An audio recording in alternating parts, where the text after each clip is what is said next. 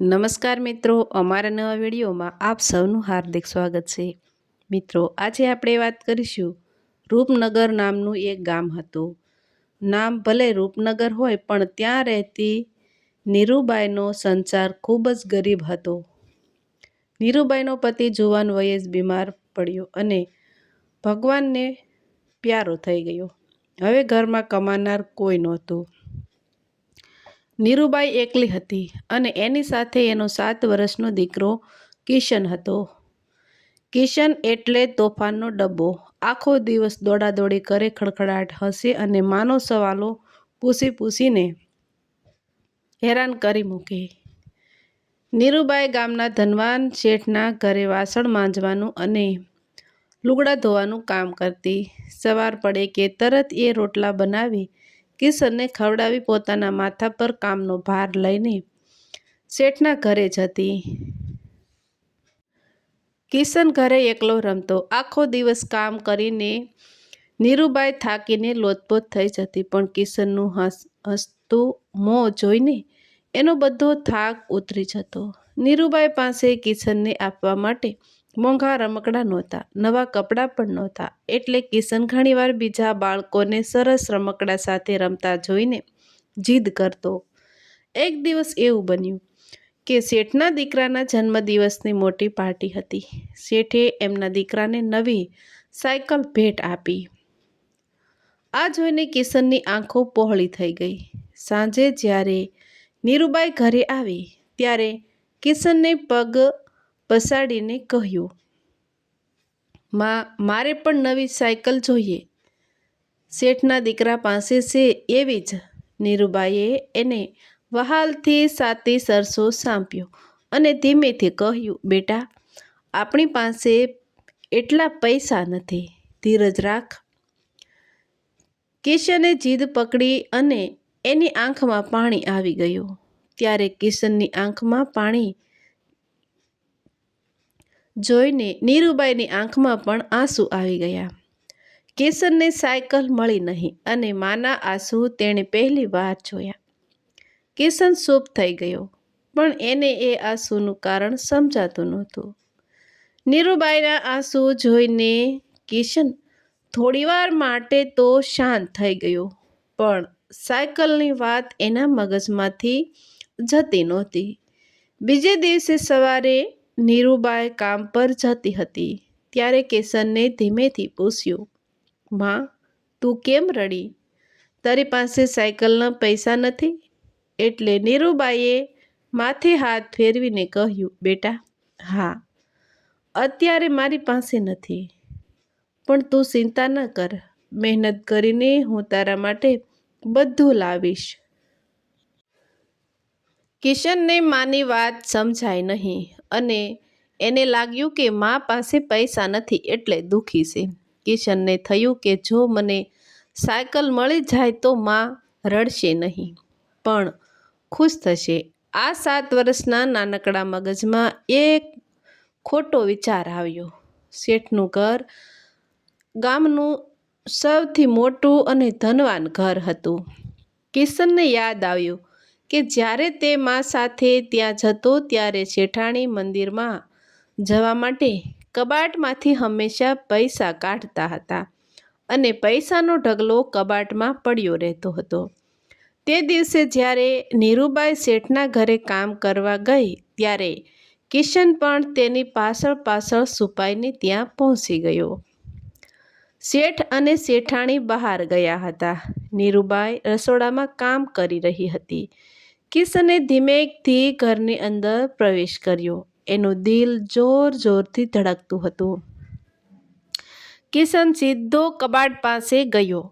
એણે કબાટ ખોલ્યો અને એને ખરેખર ત્યાં ઘણા બધા પૈસા પડ્યા હતા। કિશને વિચાર્યું, આમાંથી થોડા પૈસા લઈ લઉં તો મને સાયકલ મળી જશે અને મા રડશે નહીં।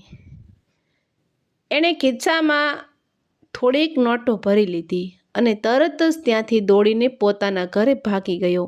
જ્યારે નીરુબાઈ કામ પતાવીને ઘરે આવે ત્યારે એણે જોયું કે કિશન ખૂણામાં ગભરાયેલો બેઠો છે। કિશને પોતાના ખિસ્સામાંથી પૈસા કાઢ્યા અને માના હાથમાં મૂક્યા. માં, આ લે, હવે તું રડીશ નહીં, મને સાયકલ મળશે. નીરુબાઈએ પૈસા જોયા અને એકદમ ડરી ગઈ. તે તરત સમજી ગઈ કે આ પૈસા ક્યાંથી આવ્યા છે. એણે ગુસ્સે થવાને બદલે ઊંડો શ્વાસ લીધો અને કિશનને પોતાની પાસે બેસાડ્યો. હવે કિશનની ભૂલ પકડાઈ ગઈ છે. નીરુબાએ જ્યારે કિશનના હાથમાં પૈસા જોયા ત્યારે તેના પગ નીચેથી જમીન સરકી ગઈ. તે સમજી ગઈ કે તેના દીકરાએ શેઠના ઘરેથી આ પૈસા લીધા છે. કિશનને આશાભરી નજરથી માં સામે જોયું. તેને લાગ્યું કે હવે માં ખુશ થશે, પણ નીરુબાઈ ખુશ થવાને બદલે વધારે દુઃખી થઈ. તેના ગાલ પરથી ફરીથી 2 મોટા આંસુ ટપક્યા, પણ આ વખતે તે પહેલાંના આંસુ કરતાં ખૂબ અલગ હતા. નીરુબાઈએ કિશનને પ્રેમથી પકડીને પોતાની નજીક બેસાડ્યો. તેણે ધીમા અને ગંભીર અવાજે કહ્યું, બેટા, તે આજે કામ કર્યું છે એ ચોરી કહેવાય. ચોરી કરવી એ સૌથી ખરાબ કામ છે. તું કહેશે કે આ પૈસાથી સાયકલ લાવીએ, તો મારે હવે તને એક વાત સમજાવવી પડશે. કિશન ગભરાઈ ગયો. તેને લાગ્યું કે માં ગુસ્સો કરશે, પણ માં ગુસ્સે ન થઈ. નીરુબાઈએ પૈસા પાછા મૂકી દીધા અને કિશનનો હાથ પકડ્યો. કિશન, નીરુબાએ કહ્યું, યાદ છે ગઈકાલે તું સાયકલ માટે રડ્યો અને મારા આંસુ આવ્યા હતા. એ આંસુ એટલા માટે નહોતા આવ્યા કે મારી પાસે પૈસા નથી. એ આંસુ તો એ વાતના હતા કે હું તારી ઈચ્છા પૂરી નથી કરી શકતી. હું લાચાર છું. મારા આંસુમાં ગરીબીનું દુઃખ હતું. નીરુબાઈ એક ક્ષણ માટે અટકી અને પછી આગળ કહ્યું, પણ બેટા, આજે જે આંસુ આવ્યા છે ને, એ સાવ જુદા છે. આજે હું એટલે રડું છું કેમ કે તું ખોટા રસ્તે ગયો. આજે તું નાની ચોરી કરીશ, કાલે મોટી કરીશ. મારે તને સાયકલ અપાવી છે, પણ ચોરીના પૈસાની સાયકલ કરતાં મારે તને સારો માણસ બનાવવો છે. તું ખોટું કામ કરે એના કરતાં તો હું ગરીબ રહીશ, એ વધારે સારું છે. નીરુબાએ કિશનના ગાલ પર હાથ ફેરવ્યો અને કહ્યું, આ પૈસા આપણી મહેનતના નથી, આ પાપના પૈસા છે. શું તું ઈચ્છે છે કે તારી માં પાપના પૈસાથી ખુશ થાય? કિશનની આંખમાંથી પહેલી વાર પોતાની ભૂલ સમજાવવાના આંસુ નીકળ્યા. તે રડી પડ્યો અને માને ભેટીને બોલ્યો, માં, મને માફ કરી દે. મેં ભૂલ કરી. હું સાયકલ નહીં લઉં અને તને રડાવીશ નહીં. કિશનને પોતાની ભૂલ સમજાઈ ગઈ છે અને માતાના આંસુનું સાચું રહસ્ય પણ સમજાયું. કિશન હવે 7 વર્ષનો હતો, પણ તેના મગજમાં માતાના શબ્દો અને આંસુનો અર્થ સ્પષ્ટ રીતે બેસી ગયો. તે સમજી ગયો કે ચોરી કરવી એ ભૂલ નથી, પણ એક મોટું પાપ છે અને તેની માતા તેના ગરીબ હોવાથી નહીં, પણ તેના ખોટા કામથી વધારે દુઃખી થાય છે. નીરુબાઈએ કિશનને શાંત કર્યો. પછી તેણે કિશનને સાથે લીધો. તેણે તે બધા પૈસા એક કપડામાં બાંધ્યા અને બંને સીધા શેઠના ઘરે ગયા.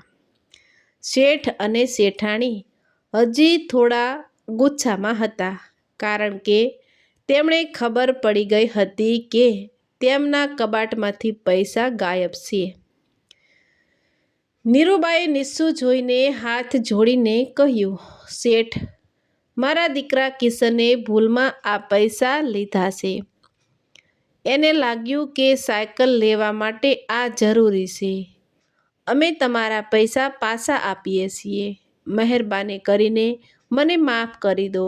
નીરુબાએ જ્યારે આખી વાત સાચી કહી દીધી ત્યારે શેઠ અને શેઠાણી આશ્ચર્યચકિત થઈ ગયા.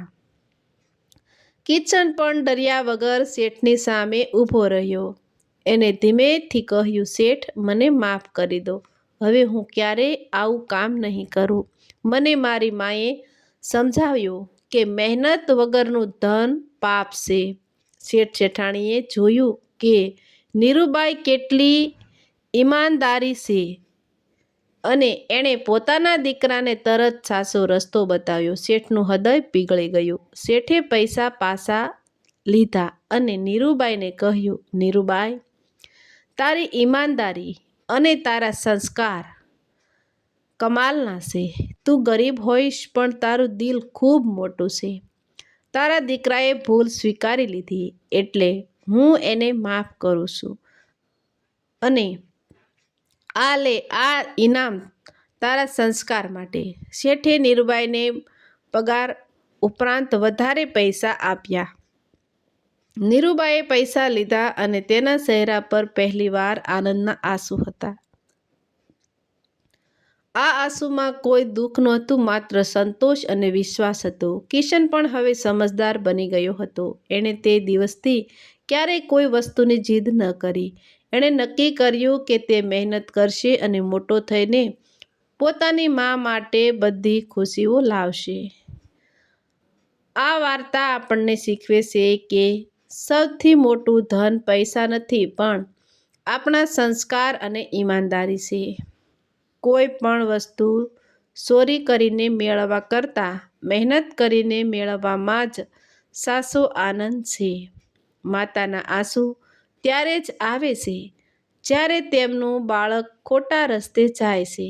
માતાને દુઃખ થાય એવું કામ ક્યારેય ન કરવું જોઈએ. તો મિત્રો, આવા જ નવા વિડીયો જોવા માટે અમારી ચેનલ લાઇક, શેર અને સબસ્ક્રાઈબ કરજો.